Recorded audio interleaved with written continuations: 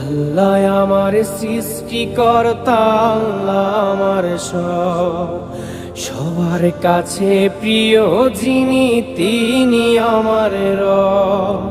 দুনিয়া করব সবাই আল্লাহর ইবাদত, দুনিয়া করব সবাই আল্লাহর ইবাদত।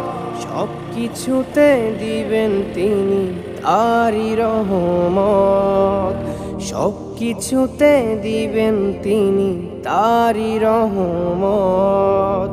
আল্লাহ আমার সৃষ্টিকর্তা, আল্লাহ আমার সবার কাছে প্রিয় যিনি তিনি আমার রব।